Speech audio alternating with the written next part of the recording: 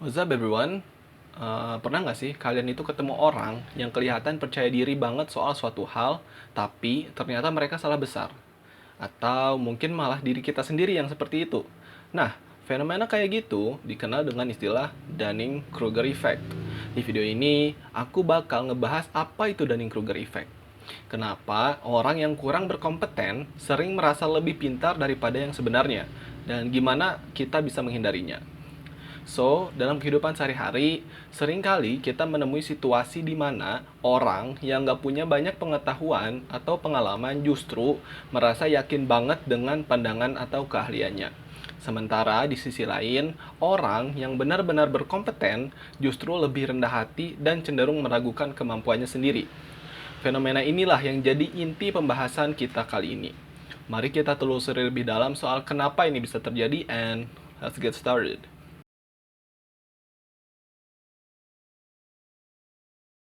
Dunning-Kruger Effect ini adalah sebuah fenomena psikologis di mana orang yang kurang memiliki kemampuan atau pengetahuan dalam suatu bidang justru cenderung merasa lebih tahu atau lebih pintar daripada yang sebenarnya. Lucunya, semakin sedikit kita tahu, semakin besar kemungkinan kita untuk salah menilai kemampuan diri kita sendiri. Efek ini pertama kali diidentifikasi oleh dua psikolog, David Dunning dan Justin Kruger, makanya dinamakan Dunning-Kruger Effect. Dalam studi mereka menemukan bahwa orang yang kurang kompeten seringkali gagal menyadari ketidakmampuan mereka yang justru membuat mereka terlalu percaya diri. Lebih spesifik lagi, Dunning dan Kruger melakukan serangkaian eksperimen untuk melihat sejauh mana orang-orang bisa menilai kemampuannya sendiri dalam berbagai aktivitas, mulai dari logika hingga humor. Hasilnya, orang-orang dengan kemampuan rendah seringkali memberi penilaian yang jauh lebih tinggi pada kinerja mereka sendiri dibandingkan dengan penilaian objektif. Sebaliknya, orang yang benar-benar kompeten cenderung lebih realistis dan kadang-kadang bahkan meremehkan kemampuan mereka. Jadi, ada perbedaan mencolok antara persepsi diri dan realitas. Ini yang bikin fenomena ini begitu menarik dan sekaligus membingungkan.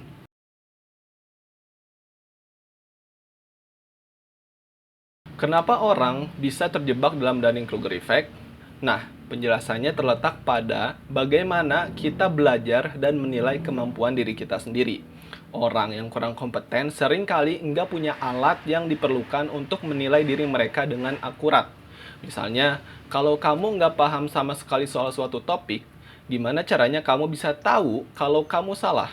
Karena kita nggak punya cukup pengetahuan, kita seringkali nggak bisa melihat celah dalam pemahaman kita sendiri. Ini yang bikin kita terlalu percaya diri.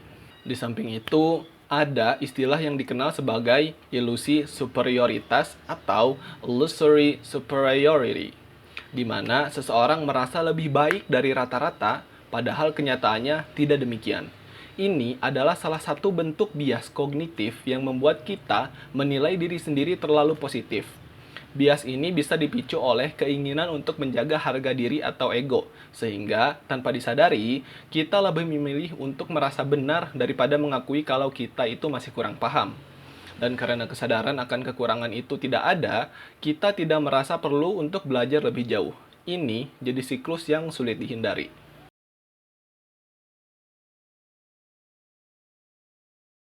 Kamu pasti pernah ketemu dengan orang-orang yang sotoy kan? Nah, itu salah satu contoh dari Dunning-Kruger Effect ini dalam kehidupan nyata.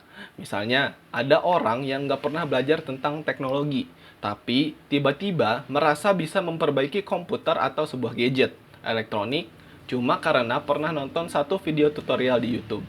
Atau orang yang baru belajar main game, tapi langsung ngerasa mereka itu sudah pro dan bisa ngasih tips ke pemain yang lebih berpengalaman. Contoh lain bisa kita lihat di dunia olahraga.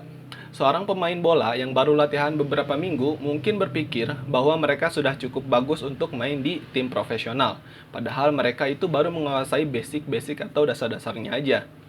Atau di bidang bisnis, ada orang yang baru belajar tentang investasi saham selama beberapa bulan, tapi langsung yakin bahwa mereka bisa menghasilkan keuntungan yang besar. Padahal banyak aspek yang masih perlu dipelajari, termasuk risiko yang terlibat. Kesalahan penilaian ini bisa terjadi karena mereka belum tahu sejauh mana kompleksitas di bidang tersebut.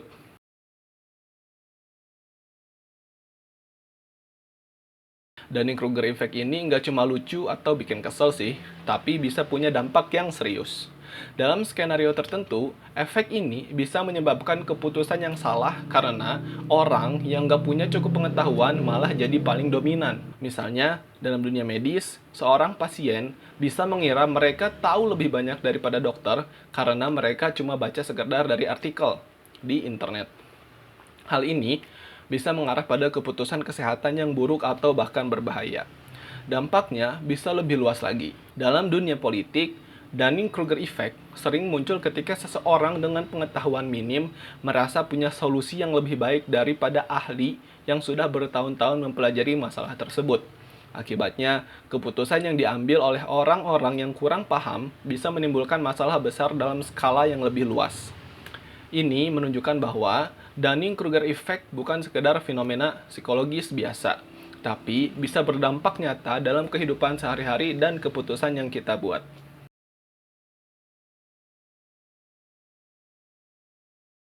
Media sosial adalah tempat di mana Dunning-Kruger effect sering muncul dengan jelas. Di platform seperti X atau Twitter, Instagram atau TikTok, kita bisa melihat banyak orang yang merasa yakin sekali tentang topik tertentu, padahal pengetahuan mereka mungkin masih sangat dangkal. Orang-orang ini sering berbicara dengan percaya diri, bahkan menyerang orang lain yang punya opini berbeda. Meskipun mereka sendiri mungkin salah sih. Kombinasi dari algoritma media sosial yang cenderung menonjolkan konten kontroversial dan sifat echo chamber, di mana kita hanya mendengar pendapat yang mendukung pandangan kita, membuat efek ini semakin terasa. Akibatnya, orang yang sebenarnya kurang paham malah makin populer. Sementara mereka yang punya pandangan lebih nyambung seringkali tersisih atau malah diserang oleh kelompok yang lebih vokal. Ini menguatkan pola pikir bahwa mereka yang sotoy ini benar karena dukungan yang mereka terima di media sosial.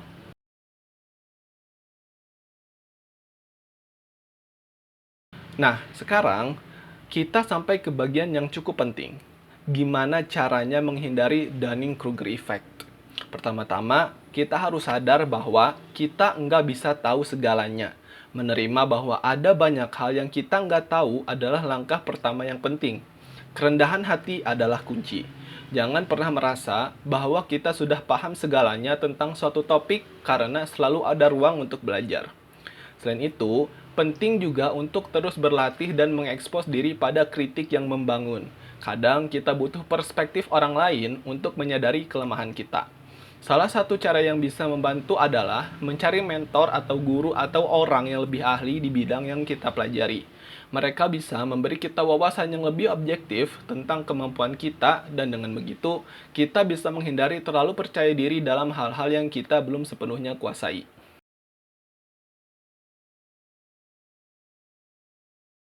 Salah satu cara terbaik untuk melawan Dunning-Kruger effect adalah dengan membangun kesadaran diri. Ini berarti kita harus lebih sering merefleksikan kemampuan dan pengetahuan kita sendiri. Kita perlu jujur pada diri sendiri mengenai apa yang kita tahu dan apa yang kita belum tahu. Jangan takut untuk mengakui kalau kita salah atau belum paham tentang sesuatu, karena dengan begitu kita bisa terus belajar dan berkembang. Kesadaran diri ini juga bisa didukung dengan terus memperluas wawasan kita dengan membaca buku, mengikuti seminar, atau berdiskusi dengan orang-orang yang lebih ahli. Kita bisa memperkaya pengetahuan kita dan mengurangi kemungkinan terjebak dalam Dunning-Kruger effect. Semakin banyak kita tahu, semakin kita akan menyadari betapa banyaknya hal yang belum kita pahami, dan ini adalah sikap yang sehat dalam proses pembelajaran.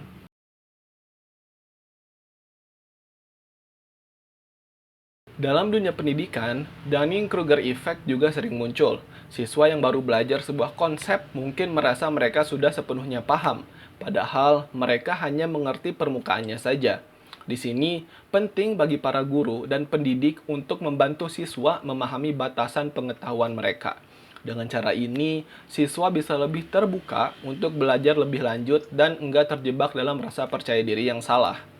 Lebih jauh lagi, dalam konteks pendidikan, penting untuk menciptakan lingkungan di mana kesalahan dianggap sebagai bagian dari proses belajar. Ketika siswa merasa aman untuk membuat kesalahan dan belajar dari kesalahan itu, mereka cenderung lebih rendah hati dan terbuka terhadap kritik. Ini adalah cara yang efektif untuk mencegah Dunning-Kruger effect berkembang di dalam diri mereka.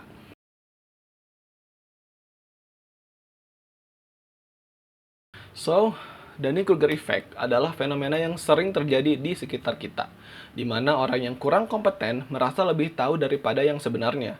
Efek ini bisa berdampak besar dalam kehidupan kita, mulai dari keputusan pribadi hingga hal-hal yang mempengaruhi masyarakat luas. Solusinya, tetap rendah hati, terus belajar, dan jangan takut untuk mengakui kalau kita itu belum tahu segalanya. Dengan begitu, kita bisa menghindari jebakan Dunning-Kruger effect dan menjadi lebih bijaksana dalam menilai diri sendiri. Aku harap semoga video ini membantu kalian untuk lebih memahami Dunning-Kruger effect dan jangan lupa untuk selalu tetap rendah hati dalam belajar. Thanks for watching, see you in the next video and keep learning.